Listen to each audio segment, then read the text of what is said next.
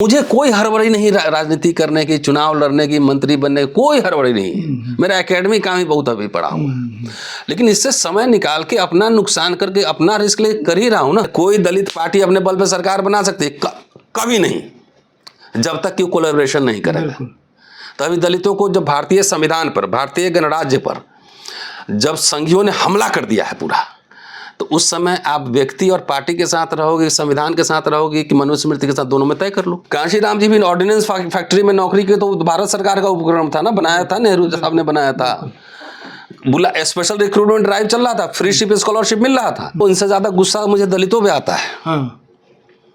सबसे ज्यादा गुस्सा मुझे दलित की हिंदू राष्ट्र बनाने में उसकी पालकी ये ढो रहा है। चीफ जस्टिस पे जो एक्शन हुआ, जो जूता फेंका गया, वो Indian Republic, Indian constitution, Indian state पे हमला था। वो चीफ जस्टिस माफ भी कर दें, स्टेट तो अपना काम कर सकता था ना, एकदम करना चाहिए था, नहीं किया। दलित से ये सुनना ये एटम बम की तरह है। अगर पंडित जी हमको गाली दिए, मिश्रा जी जैसे आप हैं हमको गाली दिए, और हम भी आपको पलट के गाली दिए मुंह पर सबके सामने, तो हड्डी में छेद हो जाती है। सही बात। 11 किताब छाप के हम एसोसिएट प्रोफेसर हैं, मोदी, थैंक्स टू मोदी जी। रुका हुआ है प्रमोशन। महिला उत्पीड़न केस में फंसा दिया, 10 साल से रिपोर्ट नहीं दे रहा है। हाई कोर्ट हम पहुंचे हैं अभी। हिंदू राष्ट्र में यही होना है। जब संविधान लागू हुआ तो आरएसएस संविधान के खिलाफ था और वो मनुस्मृति की वकालत कर रहा था। तो मनुस्मृति क्या होना है? वर्ण व्यवस्था आधारित राज्य होगा। तो वर्ण आधारित राज्य में एक पंचम वर्ण का आदमी अछूत चीफ जस्टिस बन जाएगा, एडीजीपी बन जाएगा, ये अलाउड है?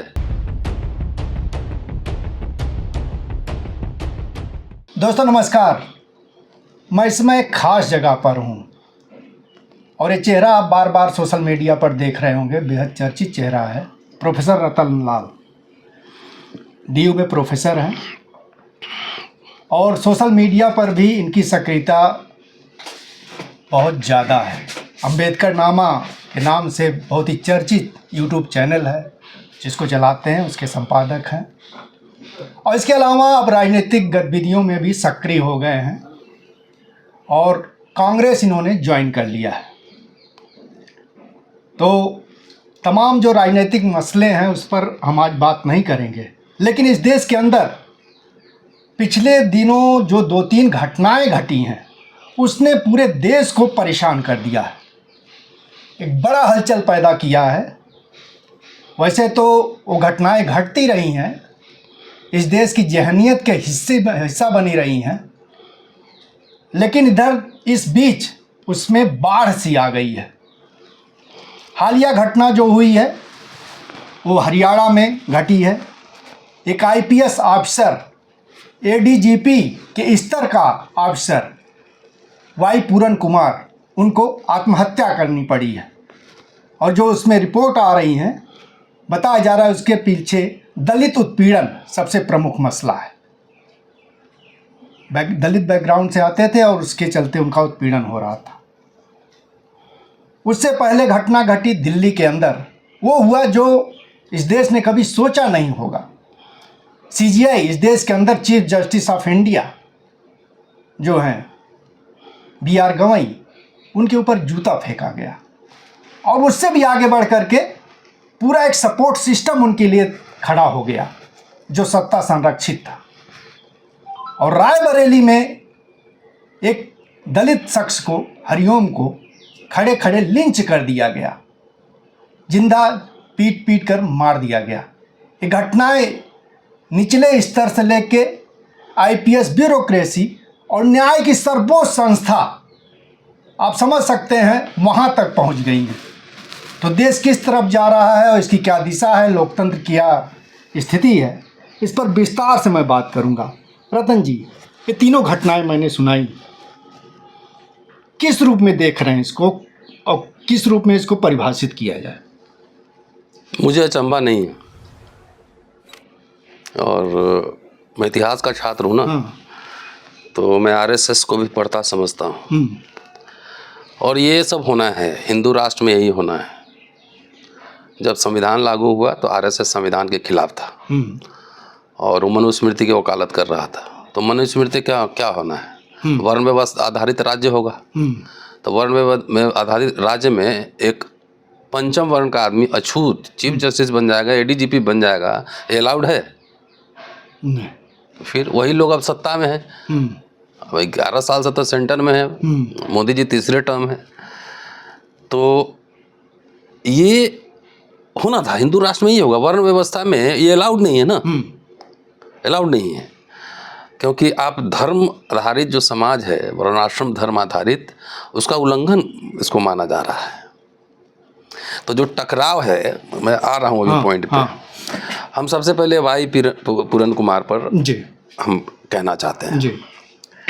आईपीएस थे, वाई भी आईएएस अफसर। अगर वो सस्पेंड भी हो जाते तो क्या होता? सस्पेंशन में पैसा मिलती 75%। अब वाइफ तो है ही, और कोई हाई मिडिल क्लास है ना, जो जेंट्री बुर्जुआ क्लास का मेंबर थे। वो लिखते पढ़ते रहे, सब लिखने पढ़ने से कुछ नहीं होता। हजारों चिट्ठियां तो मैं लिख चुका हूँ पिछले 10 साल में, कुछ नहीं होता है। कोर्ट में भी बहुत कुछ लटका हुआ रहता है। भाई कम से कम प्रोटेस्ट करने का तरीका होता है। क्या सुसाइड सोल्यूशन है? मैंने कई वीडियोस बनाए अम्बेडकर नामा पे, how dare you, suicide is not solution. भाई जितना उनको टॉर्चर हो रहा है उससे कई गुना ज़्यादा तो हम झेल रहे हैं। अब हम दर्शकों को बताना चाहते हैं कि आप सोचो, एक एकेडमिशियन का करियर क्या होता है? पब्लिकेशन, टॉप पोजीशन, प्रोफेसर पे जाना। 11 किताब छाप के हम एसोसिएट प्रोफेसर हैं। मोदी, थैंक्स टू मोदी जी, रुका हुआ है प्रमोशन। महिला उत्पीड़न केस में फंसा दिया, 10 साल से रिपोर्ट नहीं दे रहा है। हाई कोर्ट हम पहुंचे हैं अभी। कई एफआईआर मेरे ऊपर हैं, भावना तो आप जानते ही हैं। किताब लिखने के लिए छुट्टी नहीं दी जा रही है। अब सोचिए, जहाँ मैं कॉलेज में रहता हूँ, घर के बगल में कूड़ादान बन जाता है, सब हो रहा है। तो देखिए, इसीलिए इतिहास पढ़ना बहुत ज़रूरी है कि आप जब इतिहास पढ़ते हैं तो समझते हैं कि भाई आपकी स्थिति इस समाज में कैसी रही है, और अंबेडकर कितना स्ट्रगल किए होंगे, फूले कितना स्ट्रगल किए होंगे। तो उनको समझे बगैर आईआईटी पढ़ लें, मैनेजमेंट पढ़ लें, सब कुछ, तो आदमी बड़े हो जाएंगे, वो इंसान नहीं बनेंगे। इसलिए इतिहास की समझ रखना ज़रूरी है। इतना टॉर्चर होने के बाद मैं तो अकेला नौकरी करता हूँ। मेरा ये कोई, हम रोना नहीं रो रहे हैं। मैं बताना चाहता हूँ दर्शकों को कि आई एम फाइटिंग बैक। इनको आसानी से हम भी नहीं छोड़ रहे हैं। मुकदमे जब होते हैं ना, तो मिडिल क्लास माइंडसेट जानता हूँ, मुझे तो पता है कि समाज में से कैसे देखेगा, पहले से क्लियर है। तो उसका हम डिटरेंट जो है ना, वेपन पहले से तैयार करके रखते हैं। ये भी आया कि सबके सामने ह्यूमिलिएट किया, तो आपको जवाब नहीं देना आता था हमको। आप अगर जाति सूचक बात बोलेंगे तो हम थाने नहीं जाएंगे, पलट के बोलेंगे, पलट के आपके जाति सूचक लेके बोलेंगे, चाहे जो जिस जाति के आप हो। तो दलित से ये सुनना, ये एटम बम की तरह है। अगर पंडित जी हमको गाली दिए, मिश्रा जी जैसे आप हैं हमको गाली दिए, और हम भी आपको पलट के गाली दिए मुंह पर सबके सामने, तो हड्डी में छेद हो जाती है। सही बात। रिटालिएट करिए ना।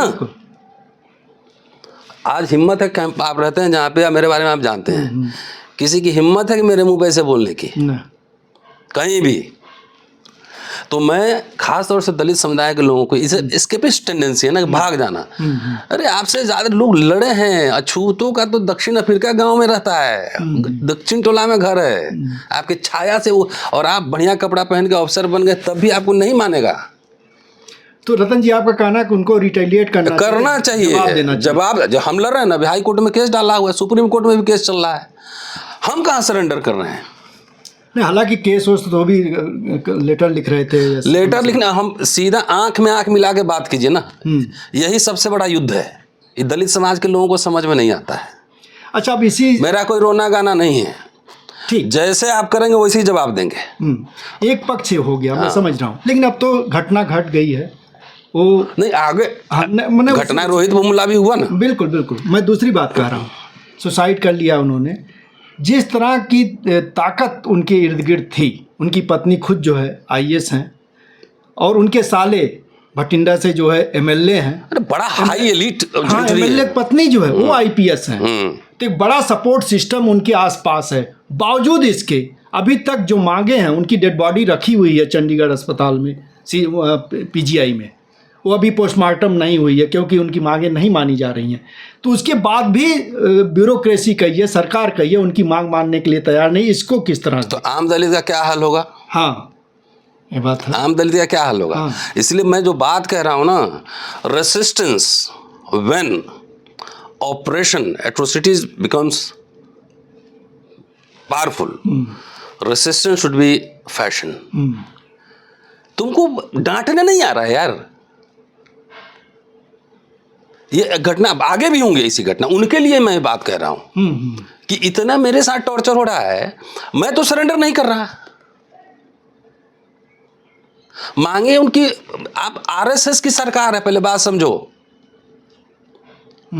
और इंडियन रिपब्लिक को नहीं मानते, हिंदू राष्ट्र की बात करते हैं, वो संविधान को नहीं मानते, मनुस्मृति की बात कर रहे हैं। खुलेआम कहा गया कि 400 पार हम संविधान बदलेंगे।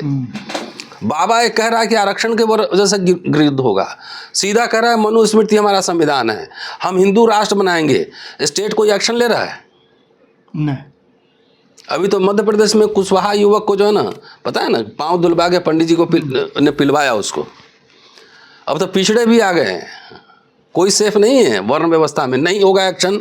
चीफ जस्टिस पे जो एक्शन हुआ, जो जूता फेंका गया, वो Indian Republic, Indian constitution, Indian state पे हमला था। वो बिल्कुल। चीफ जस्टिस माफ भी कर दें, स्टेट तो अपना काम कर सकता था ना, एकदम करना चाहिए था, नहीं किया।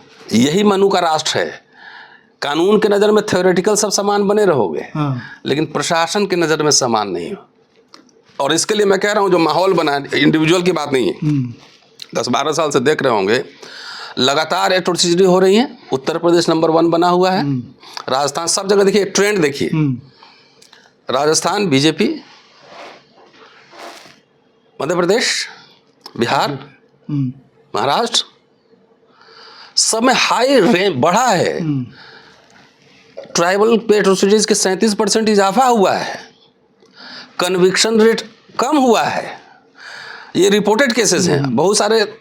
एक मैंने सुना है किसी पुलिस ऑफिसर ने कहा कि 10 में से एक ही 2 केस रजिस्टर्ड होता है। हाँ, जो रजिस्टर ही नहीं होता है। सही बात। तो जो रजिस्टर्ड है उसका आंकड़ा है। ठीक, तो ये आपको ये समझिए कि ये एक्शन कैसे होगा। अब तक एक्शन नहीं हो जाना चाहिए था। अगर कोई ब्राह्मण चीफ जस्टिस पे इस तरह होता तो क्या होता? अभी योगी जी कह रहे हैं ना, बटोगे तो कटोगे। तो ये सब जो कर रहा है, कौन बांट रहा है, कौन फेंक रहा है जूता, कौन सुसाइड के लिए मजबूर कर रहा है? मुसलमान कहीं इस एट्रोसिटीज में शामिल है? नहीं। तो कौन शामिल है? हिंदू अगेंस्ट हिंदू है। सब लोग तो बुद्धिस्ट नहीं होगा, सब ज़्यादातर दलित जो है ना, वो हिंदू ही कहता है ना। बिल्कुल संख्या। तो हिंदू पे अत्याचार कर रहा है, तो क्योंकि जाति है। जाति निकाल दीजिए तो धर्म में कुछ बचाएगा ही नहीं, कुछ बचेगा? तो ये आपको नेचर मान के चलना पड़ेगा। हम लोग 10 साल से आप सुन रहे होंगे, बार बार कर रहे हैं, यार पहले समझो इस खेल को। ये संविधान की धज्जियाँ उड़ा देगा, कोई एक्शन नहीं होगा।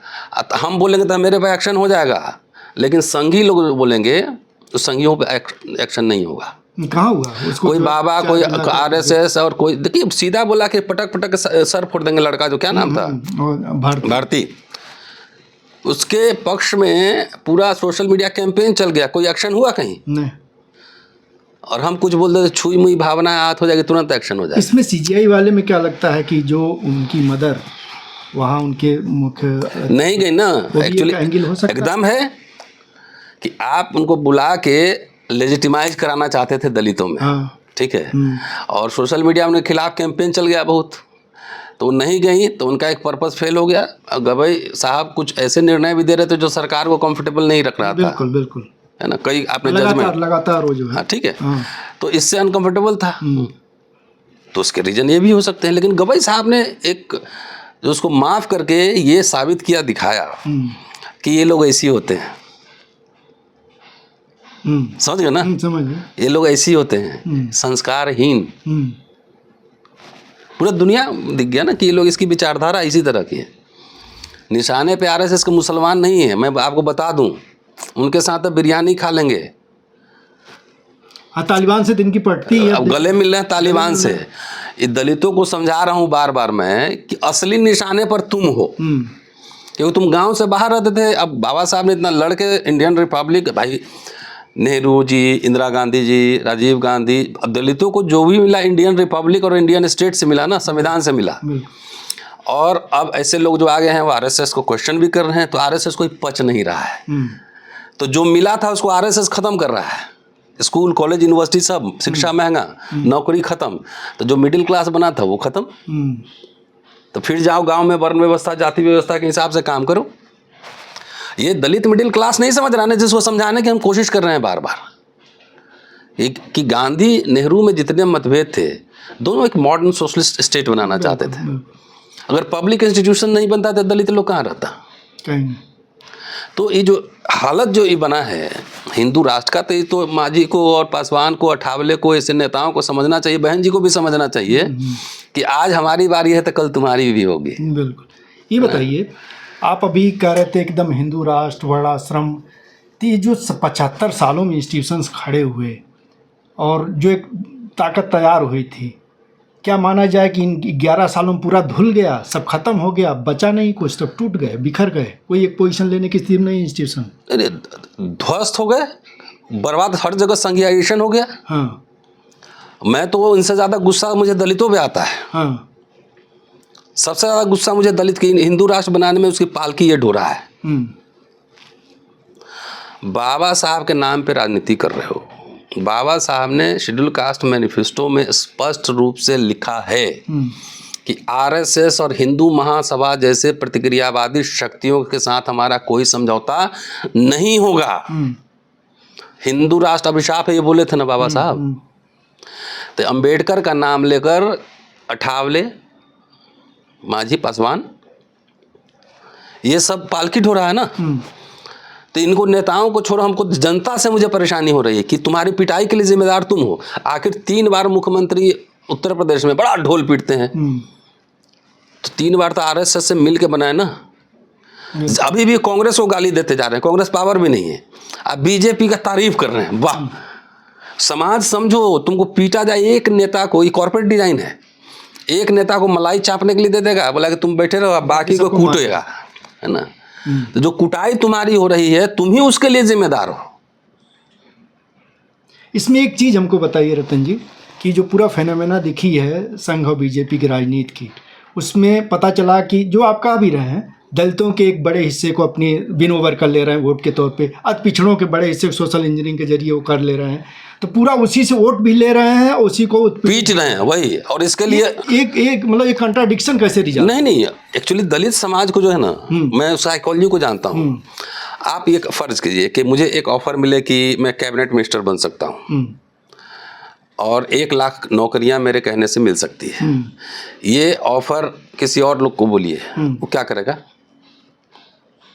किसी दलित से पूछिए कि 2 ऑफर है आपके पास, आप क्या करेंगे? क्या बोलेगा? Cabinet minister.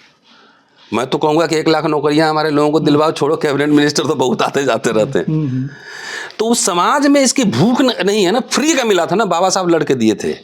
शिक्षा, रोजगार, सम्मान, प्रतिष्ठा। हमारे जात का एक मंत्री हो जाए। अरे मैं कह रहा हूँ कि मेरा भाई भी चुनाव लड़ेगा बीजेपी से, तो मैं उसको हराने के लिए कैंपेन करूंगा। उसको समझ में नहीं आ रहा कि इतनी इसकी बेइज्जती हो रही है, इतनी कुटाई हो रही है, इस एजुकेशन बर्बाद हो गया है, जात के नाम पे तुम वोट दे रहे हो। तो चिराग पासवान को तो अभी नहीं पीटेगा, बाद में पीटेगा जब सब डिमोलिश हो जाएगा, कुछ खत्म हो जाएगा, है ना। आज मेरी बारी है, कल आपकी होगी, कल होके क्या टाइम लगेगा? बोलेगा कि पॉलिटिकल रिजर्वेशन हम खत्म करते हैं। जब बाबा साहब का एफर्ट क्या था, शिक्षा और रोजगार, उनके केंद्र बिंदु में ये था। उन्होंने कभी ये मिनिस्ट्री उन्होंने छोड़ दी थी भाई साहब। नेहरू जी से हिंदू कोड बिल पे जो मतभेद हुए, उन्होंने नौकरी छोड़ दी थी, सॉरी मंत्रालय छोड़ दी थी। और यहाँ नेता लोग क्या रहा, चिपका हुआ है, कुछ नहीं मिल रहा है। मैं जानता हूँ कोई काम नहीं है इन लोग के पास, काम सर आरएसएस हर जगह आदमी फिट है। बिल्कुल बिल्कुल, तो मंत्रालय वही चला रहा है। खाली बंगला गाड़ी लो और खुश रहो। रतन जी, पिछले दिनों एक दलित चेतना पूरे देश के अंदर आई थी और वो उसका कारवां आगे बढ़ रहा था, तो क्या माना जाए कि वो जो है डाइल्यूट हो गई, अब सब्सिडाइज हो गई, खत्म हो गई, कहाँ पहुंची, किस रूप में है? आरएसएस समझ चुका है ना इस समाज के माइंडसेट को, पिछड़ों को भी, कि इनको खाली एक मंत्री या नेता लाल बत्ती चाहिए। इनको जो बुर्जुआजी मिडिल क्लास जो कि डिज़ाइन करता है, जो रेसिस्टेंस, प्रोटेस्ट, इंटेलिजेंसिया क्लास, इसमें इसकी दिलचस्पी नहीं है। तो चेतना जो है ना नेताओं ने डाइल्यूट कर दिया। अभी यूपी की रैली हुई, मतलब बिल्डिंग का रख रखाव एक बात है, उसका अपना महत्व है, लेकिन वही काफ़ी है शुक्रिया कहने के लिए।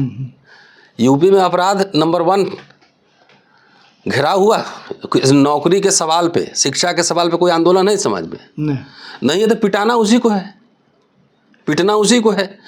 एक तुम्हारे जात का नेता ले लो, उसका दिन भर मेरा जूता साफ करो और मेरे पाँव धो के पानी पियो, ये है उनकी फिलॉसफी। आप पिलवाएगा, यहाँ न्याय मिलेगा ही नहीं, क्योंकि मनुष्य स्मृति में यही न्याय व्यवस्था है कि एक अपराध के लिए आपको नहीं सजा मिलेगी या दूसरे को कठोरतम दंड मिलेगा। यही ना मनुष्य स्मृति का न्याय है।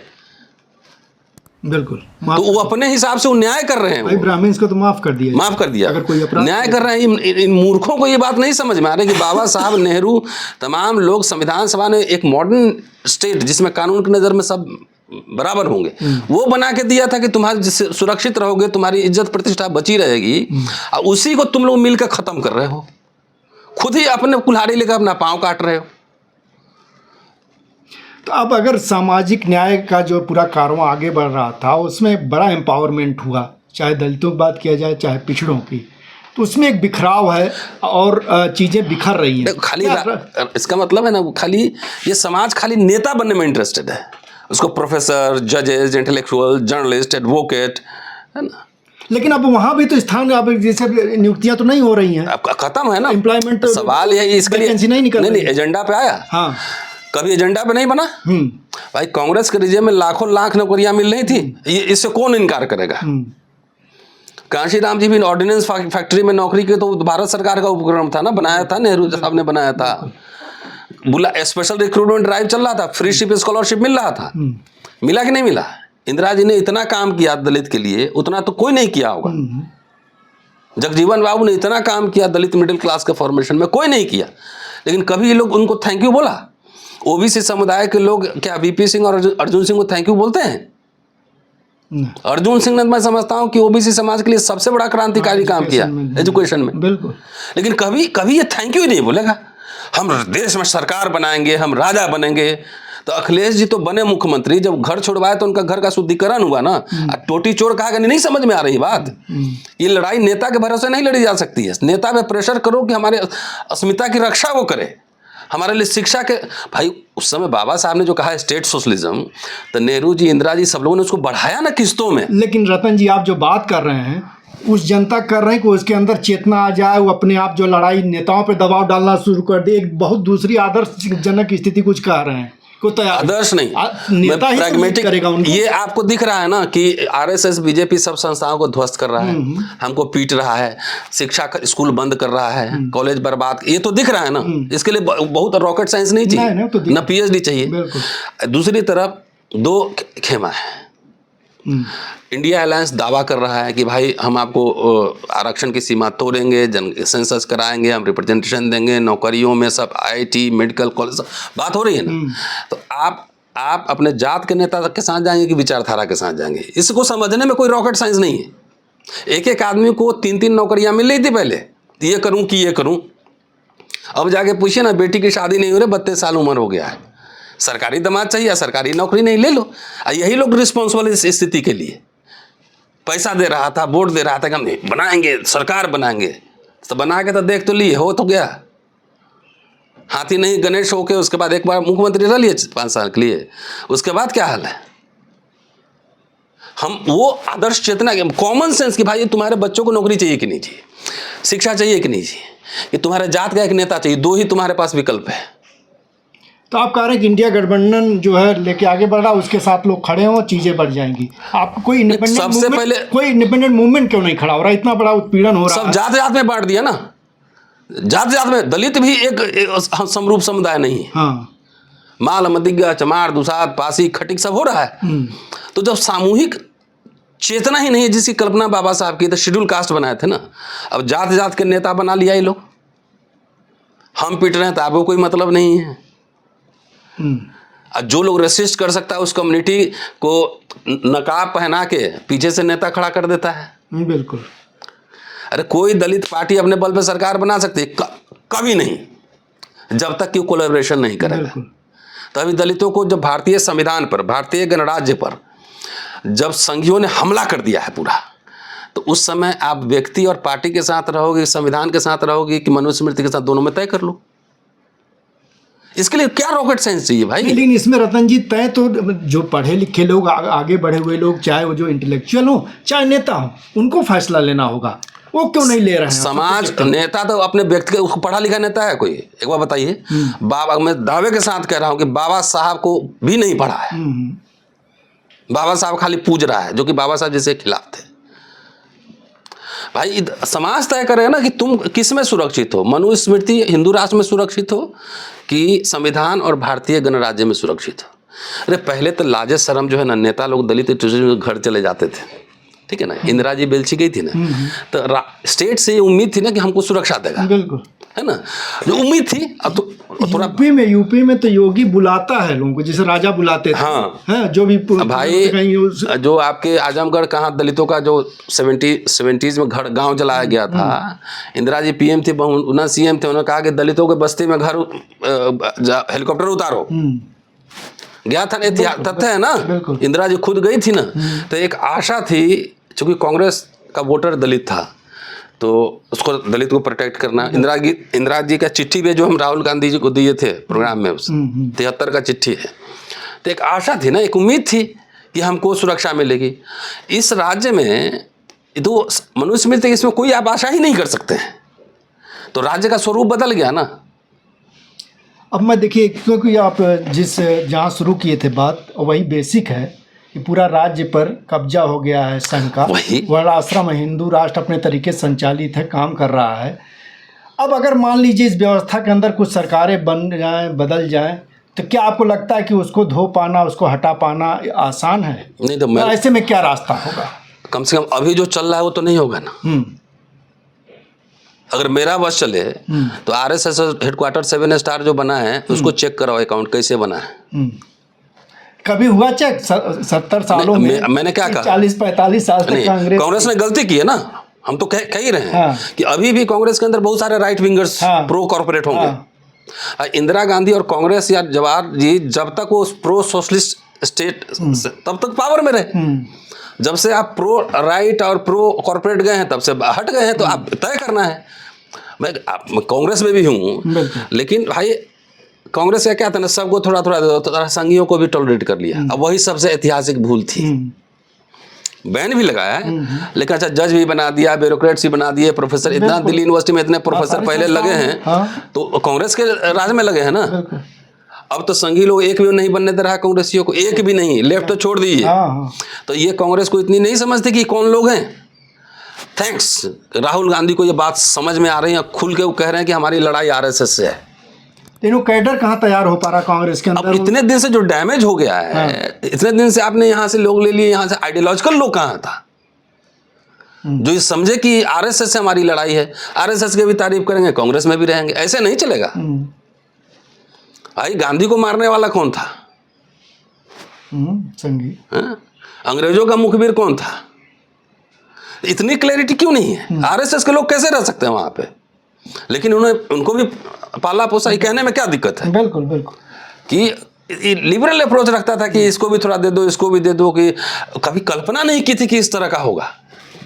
इंदिरा जी को कल्पना थी ये बात, क्योंकि आंदोलन से निकली थी ना, नेशनल मूवमेंट से निकली हुई थी, फादर के साथ रही थी, तो उनको क्लैरिटी रहती है इस बात। रतन जी, हम आखिरी सवाल पूछ रहे हैं, क्योंकि अब आप जो है मैदान में भी उतर गए हैं, राजनीति भी कर रहे हैं, इतनी चीज़ें आपकी सब कुछ साफ हैं चीज़ों को लेकर के आइडियोलॉजिकल स्तर पे, तो आप और इस तरह के लोग जो हैं क्यों नहीं अगुवाई कर रहे, क्यों नहीं उतर रहे हैं सीधे? अब क्योंकि जनता तो परेशान है। सीधे मतलब बीच क्या? में जो नेता है, दलाल हैं, वो उनको भरमाए हुए हैं। सीधे मतलब सीधे का मतलब इस तरह का मंच बना करके और पूरी एक गोलबंदी हो और बड़े स्तर पे एकता बने और उसकी एक मास ताकत बने, ये क्यों नहीं हो रहा? अभी फिलहाल मैंने पहले क्या कहा, राजनीति का नशा इतना चढ़ गया है ना, देश का हुक्मरान बनेंगे।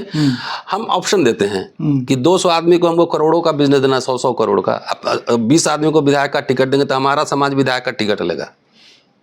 मैं जानता हूँ ये बात।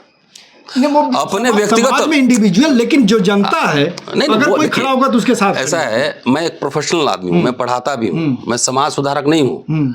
जितना मैं देश में जाता हूँ बोलने, चाहे घर बैठ के भी मैं बोलता हूँ, अपने इंडिविजुअल एफर्ट से कर रहा हूँ ना कि सुधरो समझो, कर रहा हूँ कि नहीं कर रहा हूँ। नहीं तो आपका अब लोगों को मुझे कोई हड़बड़ी नहीं राजनीति करने की, चुनाव लड़ने की, मंत्री बनने की कोई हड़बड़ी नहीं। मेरा एकेडमी काम ही बहुत अभी पड़ा हुआ, लेकिन इससे समय निकाल के अपना नुकसान करके अपना रिस्क ले कर ही रहा हूँ ना। हाँ, लेकिन इस तरह के समझदार लोग नहीं है, इसलिए जरूरत है उनकी। और अब थोड़ा सा डिटॉक्स होने दीजिए, जो नशा चढ़ा हुआ है ना, डिटॉक्स होने दीजिए, लोग बात समझे कि शिक्षा का सवाल सबसे बुनियादी सवाल है, वही मुक्ति है, और आरएसएस उसी को खत्म कर रहे। अच्छा, क्या होता है मीटिंग, आप जाके 10 जगह, हम तो जब बोलते हैं यूट्यूब पे तो कम से कम 20,000 लोग तो रोज सुन रहा है ना, तो सुन के समझो ना यार, जो बात समझा रहे हैं 20,000 सुन रहा है, और चैनल पे बोलते हैं तो लाखों लोग सुन ही रहे हैं ना, सुनाना ही है ना। तो डिजिटल मीडिया का इस्तेमाल कर रहे हैं, घर बैठे अगर मान लिया कि 1 महीना में 1 मिलियन लोग आपको सुन रहे हैं, तो ये तो रोज हम रामलीला ग्राउंड में रैली कर रहे हैं एवरी डे। अब इसके लिए संसाधन की जरूरत होगी, टीम की जरूरत होगी, तो इसके लिए लोग आए ना, इकट्ठा हो ना। अब हमको ऐसे लोग चाहिए जिसमें कोई व्यक्तिगत लालच ना हो, जो अपना नुकसान, अभी हम अपना जो मूवमेंट से चला रहे हैं तो अपने जेब से चला रहे हैं ना, कोई चंदा थोड़ी मिल रहा है। तो अभी जहाँ देश और समाज आके खड़ा है, यहाँ से किस तरफ चीजें बढ़ती हैं? अभी तक देखिए 2 तरह के लॉन्ग टर्म स्ट्रेटजी। सबसे पहले जो बीजेपी आरएसएस के साथ तुम्हारा भाई भी है, उसको वोट ना दो, हराओ उसको, क्योंकि यही तुम्हारा असली शत्रु है, तुम्हारा भाई उसका एजेंट है, तुम्हारे जात का नेता उसका एजेंट है, उसको हराओ। पहला short term agenda. Long term agenda है कि तुम अपने अधिकार के लिए आंदोलन करो। रोस्टर की लड़ाई हम लोग लड़े थे ना, यूनिवर्सिटी के रोस्टर की लड़ाई, सड़क पे लोग उतरे तब जीते ना, लेकिन रोज रोज मैं सड़क पे थोड़ी उतर सकता हूँ, समाज को तैयार होना पड़ेगा ना उसके लिए। इसके खर्चे होते, कौन खर्चा देगा? नहीं, सही बात भाई, तनख्वाह हमको खाली रोज फ्लाइट का टिकट लेने के लिए नहीं ना, मुझे नौकरी भी करनी, लेकिन जितना मेरे वश में है अपना रिस्क लेके अपने खर्चे से कोशिश कर रहा हूँ। और डिजिटल दुनिया में सब कुछ के लिए थोड़ी आपको गांव में जाना है, गांव में सुन रहा है जन चौक अम्बेडकर नामा, इसी के थ्रू हम कर ही रहे हैं ना, रोज कर रहे हैं। शुक्रिया, शुक्रिया रतन भाई। देखिए, आप रतन जी को आपने सुना, और इनकी मतलब लाइन एकदम साफ है कि इस देश के अंदर संघ सारी संस्थाओं पर कब्जा कर लिया, और उसका जो लक्ष्य है कि हिंदू राष्ट्र और सनातन के तरीके से मनुस्मृति को आदर्श बनाते हुए वो देश को चलाना चाहता, तो चला रहा है अपने अपने तरीके, जहाँ जितना लागू कर पा रहा। और दूसरी तरफ संविधानवादी जो ताकतें हैं, सोशल जस्टिस की जो ताकतें हैं, जो लोकतंत्र की ताकतें हैं, वो जो है वो अपनी भूमिका में उस रूप में अभी खड़ी नहीं हो पा रही है। उनके बीच जो एकता बननी चाहिए वो नहीं बन पा रही है, और कहीं कहीं कमी एक बात और मैं अंतिम में कह रहा हूँ, उसके बाद खत्म। हाँ, ठीक। कांग्रेस थी जब यूपीए 1-2, तब भी हम लोग लड़े ना कांग्रेस सरकार में, कांग्रेस सरकार से लड़े ना, सड़क पे उतरे ना, लेकिन कभी प्रोफेशनल काम में विक्टिमाइजेशन नहीं होता था। प्रमोशन रोक देना, छुट्टी न देना, ये सब नहीं होता था। रूटीन काम रूटीन चलता रहता था। इसमें क्या है, एग्री विथ अस, नहीं तो तुम हर जगह रोकेंगे, बिल्कुल हर तरीके से परेशान। ठीक है, यही अंतर है, यही समझ ले, इसलिए आईपीएस को सुसाइड करना पड़ा। तो चलिए देखिए, रतन जी की इसी बात के साथ इसको समाप्त करते हैं। बहुत बहुत शुक्रिया रतन। Thank you. जन चौक के लिए।